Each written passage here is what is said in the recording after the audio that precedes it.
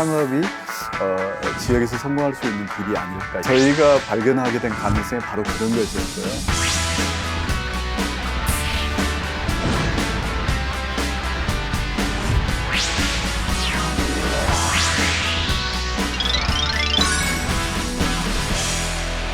안녕하세요. 저는 한종호라고 합니다. 강원 창조경제혁신센터에서 일하고 있는데요.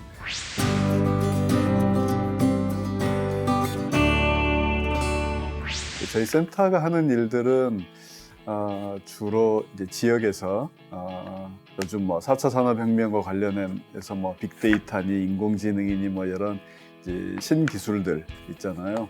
이제 그런 신기술을 이용한 창업이 되게 수도권에만 몰려 있기 때문에 지역에서도 그런 좋은 기술을 가진 청년들이 창업을 쉽게 할 수 있도록 좀 도와주는 그런 일을 하라고 원래 이제 만든 것이죠. 그러면은 지역에서도 어떤 신기술을 기반으로 한 산업들이 많이 만들어지면 거기서 그게 출발점이 되어가지고 어떤 선순환의 고리가 만들어지고 지역에 큰 산업들이 생겨나지 않겠느냐, 이제 이런 가설이었는데 그 가설을 실험을 좀 한 1-2년 동안 했는데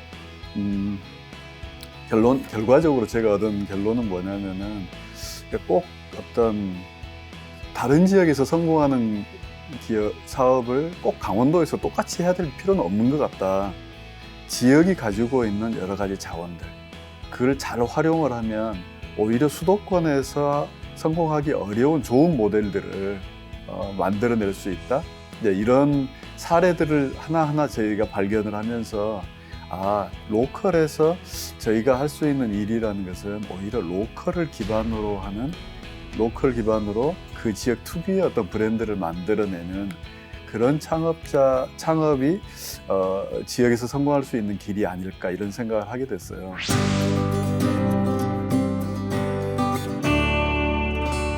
강원도 양양이 서핑으로 아주 유명해지고 있잖아요. 근데 그 오랫동안 강원도 양양에서 서핑을 할 수 있다는 것을 아무도 주목을 하지 않았어요. 근데 2007년, 8년 그 무렵부터 지역에 있는 청년들 중에 필리핀에, 호주에 이런 그 서핑보드 강사 이런 걸로 나가서 그런 활동을 하는 친구들이 고향으로 왔다가 우리 고향 앞바다에도 좋은 파도가 있네? 이래가지고 작은 서핑샵들을 만들기 시작을 했어요. 그러면서 그 전까지는 서핑하면 제주도나 부산 해운대 정도에서만 서핑을 하던 사람들이 하나둘 양양에서도 서핑을 하기 시작하고 그게 입소문이 나면서 지금은 이제 양양이 국내 서퍼들의 성지가 되어 있거든요. 그러니까 이제 그게 하루아침에 된 것도 아니고 그 다음에 저절로 된 것도 사실 아니에요. 누군가가 그런 트렌드를 미리 읽고 양양이 갖고 있는 어떤 파도라는 좋은 자원을 활용을 해서 비즈니스를 하게 된 거죠. 그러니까 이제 저희가 발견하게 된 가능성이 바로 그런 것이었어요. 그래서 양양에서 서핑샵을 하는 어떤 그 젊은 친구들 저희들이 만나서 이제 함께 성장할 수 있는 프로그램들을 만들어내고, 그러니까 그 친구들이 성장을 하니까 그 옆에 또 생기고 또 서울에 나가 있던 그 서핑샵 창업자들의 친구들이 나도 같이 할래 라고 오게 되고, 그러면서 서핑을 주제로 하는 독특한 하나의 양양 브랜드가 생겨나는 것 같아요. 그러니까 우리가 소상공인이라는 것이 이건 우리는 소상공인이니까 역시 우리는 안 돼, 우리는 할 수 없어, 우리에겐 기회가 없어 라고 할 게 아니라 정말 대기업들이 제공할 수 없는, 정말 나만이 제공할 수 있는 정말 지구상에 하나밖에 없는 물건, 이걸 살려면 나한테 와야 돼 라는 그런 어떤 자기 브랜드를 만들어내는 게 이제 굉장히 중요한 것 같고요. 근데 그런 이제 자기 브랜드를 만들어내는 데 있어서 가장 중요한 어떤 변수, 가장 중요한 요소, 우리가 가장 놓지 말아야 될 측면이 저는 로컬인 것 같아요. 이게 그러니까 지역성이라는 거. 그러니까 왜냐하면 예를 들어서 서울에 가면 빵집이 정말 한 집 건너 하나 있다고 할 수 있을 정도로 많잖아요. 빵집 하나, 카페 하나 이렇게 많이 있잖아요. 근데 이제 저희 센터랑 같이 협업을 한 소상공인 중에 평창에서 빵을 만드는 아주 아가씨가 한 명 있어요. 브레드 메밀이라는 빵집인데 이 친구는 빵을 어떻게 만드냐면 오로지 평창에서 나오는 생산된 쓴메밀 그리고 반경 한 5km 이내에 있는 목장에서 나오는 우유, 치즈 그다음에 그 가까운 평창 인근에서 생산된 멜론이나 방울토마토 오로지 이 재료만을 가지고 만드는 거예요, 빵을. 그러니까 이게 사람들이 처음에는 그게 뭔데? 그 인구 7,000명 사는 평창 읍내에서 그 빵집 해가지고 되겠어? 라고 시작을 했는데 이 브레드 메밀이 개업하고 10개월 만에 포스 1억을 찍었어요. 그리고 이제 이 친구한테 이제 서울에 프랜차이즈 내라고 다른 도시에도 지점 내라고 하는데 이 친구 다 그거 안 하고 내 빵을 먹으려면 평창으로 오세요. 그러니까 그 가게 주변이 또 명소가 된 거예요. 그래가지고 그 친구의 빵집 바로 앞에 또 동생이 이제 바리스타가 되어가지고 그 음료 가게를 내니까 또 거기도 같이 함께 이제 장사가 잘 되고 그러면서 평창의 올림픽 시장, 그 전통 시장 한 구석에서 시작을 했는데 그 근처가 이제 되게 활성화되는 이제 그런 일들이 벌어지고 있고요.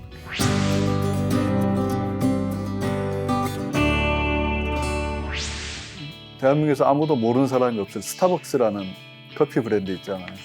이 스타벅스라는 커피도 원래 미국의 시애틀의 동네 시장의 한 구석에서 이게 시작한 아주 소상공인 가게였어요. 근데 이제 커피를 좋아하는 사람들 몇몇이 모여서 시작을 했는데 그때까지만 해도 미국 사람들이 먹는 커피 종류는 지금 먹는 아라비카 품종이 아니었대요. 그래서 이 사람들이 유럽에서 에스프레소를 만들 때 쓰는 이 아라비카를 미국에 좀 소개를 해야 되겠다. 그래가지고 그 시애틀에 있는 그 시애틀의 동네 전통시장 한 구석에서 이제 커피콩을 볶아서 이 봉다리에 넣어서 팔기 시작을 한 거죠. 그게 이제 스타벅스의 첫 출발이거든요. 근데 그게 이제 지금은 계속 이제 이미 글로벌 브랜드가 됐지만 스타벅스는 지금도 자기들이 시애틀에서 시작한 로컬 기업이고 그다음에 이 콩이 시애틀에서 로스팅된 콩이라는 그런 그 어떤 상업적인 슬로건을 절대 포기하지 않고 간다는 거죠. 나이키라는 우리가 아는 아웃도어 브랜드도 미국의 포틀랜드라는 도시에 기반을 두고 있고 항상 그 포틀랜드의 그 어떤 힙한 정신 이런 것들을 제품에 많이 반영을 하고 있고요.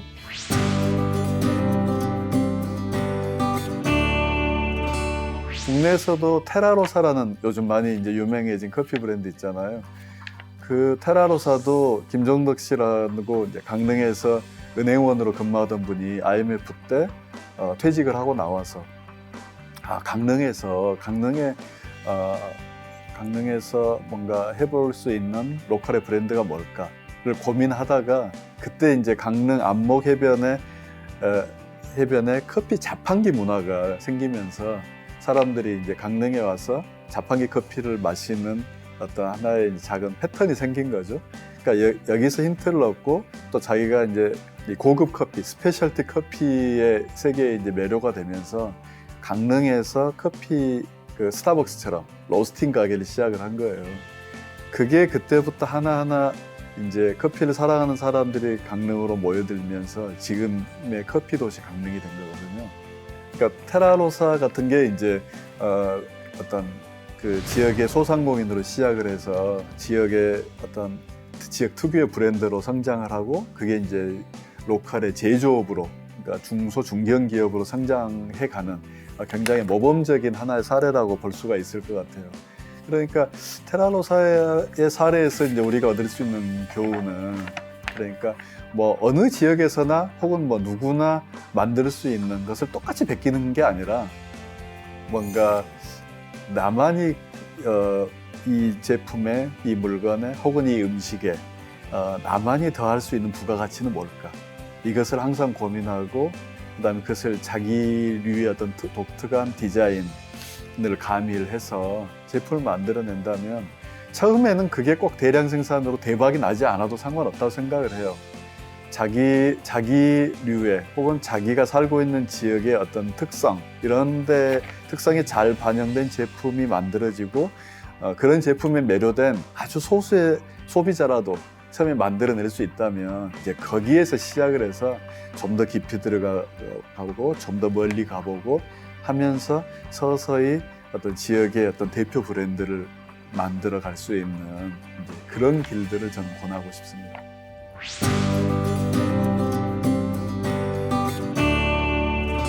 그러면 이제 로컬 브랜드를 만들기 위해서는 어떻게 해야 되느냐. 근데 제가 권하고 싶은 것은 자기가 살고 있는, 자기가 일하고 있는 지역에 대한 공부부터 저는 해보기를 권하고 싶어요. 사실 되게 이제 우리가 이제 어느 소도시에 지역의 어느 도시에 살고 있다 치자고요. 서울도 상관없어요. 서울도 서울 전체가 다 내 집은 아니잖아요. 내가 뭐 예를 들어 망원동에 살고 있다. 그러면 그 망원동이 가지고 있는 유래가 있는 거거든요. 거기에 수백 년, 수천 년 동안 우리 조상 대대로 살아 내려온 어떤 시간의 두께가 쌓여 있는 거고. 근데 우리는 되게 자기가 살고 있는 지역을 그런 스토리를 찾아서 간 게 아니라 이 아파트 뭐 얼마야? 혹은 뭐 그래서 찾아가는 경우, 혹은 뭐 우리 부모님이 대대로 여기서 살아왔어. 아니 몰라? 뭐 우리 동네 그냥 뭐가 있지? 뭐 그러니까 내가 살고 있는 지역에 내가 사랑하는 가치는 무엇인가? 그런 거 사실 잘 몰라요. 그리고 내가 가게를 열고 있는 이 시장의 유래가 뭐지? 이 시장은 예전에는 뭘 하던 곳이었지? 그리고 어떤 사람들이 주로 우리 시장을 찾아오지?